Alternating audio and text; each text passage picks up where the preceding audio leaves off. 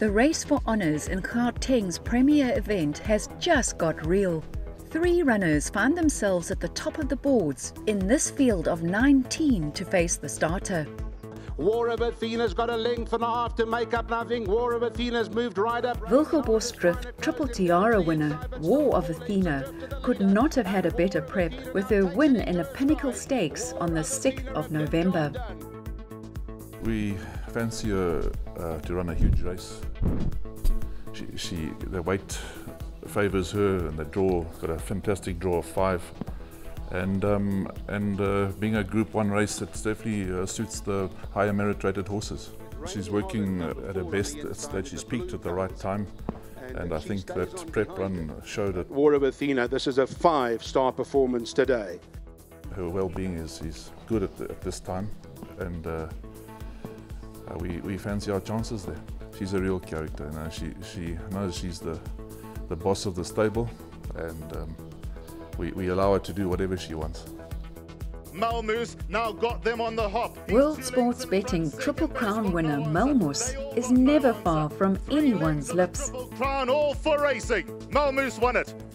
Yeah, he's definitely come on from his last run, which he needed to do a fair bit. He needed it.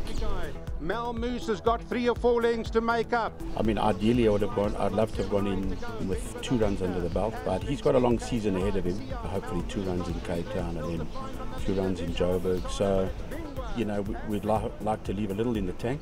I think it helps that he's drawn 1 because he's a horse that likes to lug in. And you don't have to work too hard to get a position, so that always helps.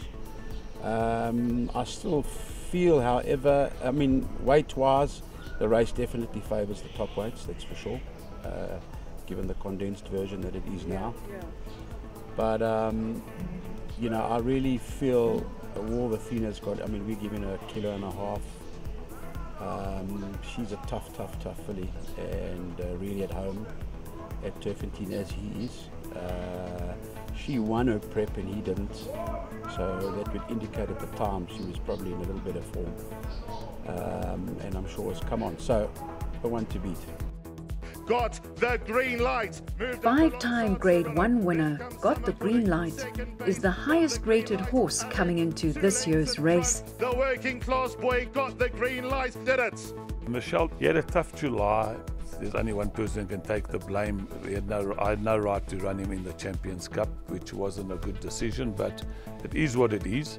A lot of people felt that his last run wasn't a great run, and yet I thought it was an excellent run because Bernard got off the horse and said the pace killed him. We obviously had 62 kilos. We were drawn 13 out of 14. And away they go. And the pace slowed down to badly going into the first turn. And we found ourselves stone last, and that obviously spoiled his chances. But what I was very impressed with, going past the 400, he was still last, and he finished off very, very strongly without being beaten about. He's come out of that race beautifully, and he's in a very, very good space. Obviously we've got top weight, which is always a concern, but he's no doubt the reason why he's carrying the top weight is because he's the class horse of the race. Very happy with his work and expecting a massive run from him. While support has come in bucket loads for these 3, the race for the crown doesn't end here. But second base clears away. 2 lengths to the good over Narchi, and second base, Smart Horse will win the Sea Cottage. He won it by 2. Second base is multiple Grade 1 placed, having finished close up to both Malmus and Got the Green Light earlier this year. I think he should have a chance. If you just go on the Got the Green Light run when he carried 57.5 and Got the Green Light carried 60, he finished second and he got badly interfered with that day. So with better off at the weights with Got the Green Light, I think obviously he's a talented horse, but he is naughty, so he's got to have his mind right on the day, and I think we've got him in the right place. He's working quite well. We're getting him fresh, and his last few workouts has been very good. So yeah, I give him a chance. I think on the weights 55, it's just a draw 15. It's going to make it a bit difficult. Doesn't look like a lot of pace in a race. So we're going to have to just study properly and then ride a positive race. Winner of the Grade 3 Hollywood Bets 2200, Shango, comes in with minimum weight. Shango, Sash Devon, Silver Host is running on from behind, Blacknap, Silver Host takes off and Shango won it. Yeah, he's doing very well. He's a horse that certainly performed at the highest level. I was not only disappointed but surprised that he didn't make it into the July last season. However, he's come back quite nicely, and even though he did win on July Day, he's come back well. I'm happy with him. There's also collateral form lines to suggest that he has an outside chance. Yeah, he's moving well. He's a fit horse. I don't think the draw of 13 is a massive issue, and I'm expecting a decent showing. Al Mutana in the blue. Al Mutana has always been highly rated by Mike de Kock, who believed the Australian-bred horse had a group win in him. He's obviously, where he is at the weight, it's going to be a very tough task for him to win. I'm not convinced he gets the 2000. He may do. His style of running will suggest that he does. But he's for me, he's always flattered to deceive. He looked impressive winning Pinnacle Plates, but to be honest with you, I'm not convinced, the quality of what he beat. This is a big step up. He'd do well to run a place, I think. It's Bingwa. Bingwa's huge win in the On a Mission Mile has given punters lots to think about. On a Mission Mile by 3 lengths. Well, Michelle, firstly, this time last year we had some hopes of going somewhere big, but we never ever saw ourselves in a race of this class with a contender.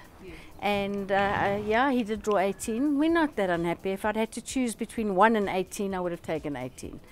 I think 1 would make him squashed and he wouldn't be able to use his big action. He's carrying the weight now that he perhaps should have carried in the mile. Due to just running second to MK's Pride, we didn't get the points from that race, which I'm very grateful for. But he's a big boy, so I'm not too worried about the weight. He got an extra half a kilo, as Malmoose would have, being a 4-year-old, and War of Athena. He's very, very well. He had his final sprint up this morning, and Chase was happy. All's well here. Still Puerto Manzano in the lead. He's got the call by a length into the closing stages. Next 14 months going to be fun for Puerto Manzano. He's won it well. Johan Janse van Vuren has engaged the services of KZN jockey Keegan de Mello. Saturday will be the first time Keegan will ride the horse, but Raymond Danielson, who partners the stable's other runner, Second Base, reports that Puerto Manzano is working well. Sparkling Waters coming out. Sparkling Waters' win in the recent Victory Moon Stakes was courageous, giving Cabello Matsunyani his first stakes win. He's back in the irons. I'm not too phased with the draw with her. I think we're gonna ride her a little cold. Again, at the weights, it's very difficult to beat War of Athena on their previous meetings. It's not enough to turn around the form. War of Athena really ran past her. But she's had a very, very good prep. She's had 2 runs. She's won both of them, been very well weighted and probably not even run to a rating. So she's got to step up a hell of a lot. She definitely is a strong place getter, chance for the places, and a little bit of luck, you never know, because she's in a good place. Still Majestic Mozart. Graded stakes performer Majestic Mozart found the winner's box in his first outing in Gauteng. Mozart beating home Pack Leader and Lemon Delight. This year the minimum weight has been restricted to 54, so he's actually 2 kgs under sufferance, but I don't see that being a huge problem in his life. He's drawn 11, number 11, and he's done amazingly. He's absolutely flying on the tracks at home. He's happy, he's confident.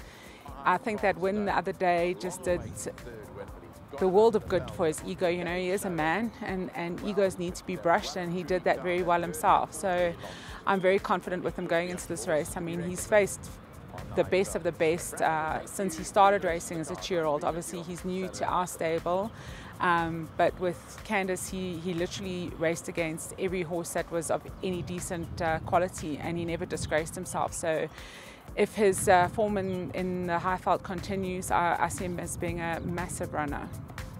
Asterix has built up ahead of steam. Asterix was a runner-up in both the Honor Mission Mile and Victory Moon Stakes recently. I'm quite optimistic about Asterix this year. He's drawn well.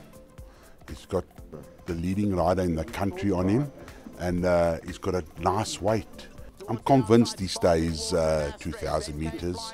Last time over 1,800 in the Victory Moon, he was coming back for them at the end, and it was running on a wet track. He's a little bit fitter now. He's come through that race exceptionally well. I think if he's out the first four, I'll be disappointed. Golden Pheasant. At the age of 7 and the oldest horse in the field, Golden Pheasant is still finding the winner's box. And Golden Pheasant beats the draw to win well. The strong and mentally tough horse was given a second chance in life by trainer Baron Boertes and Yolandi Vosloo. I think it's the excitement of seeing the difference and problems and whatever and how to fix, and it just excites me.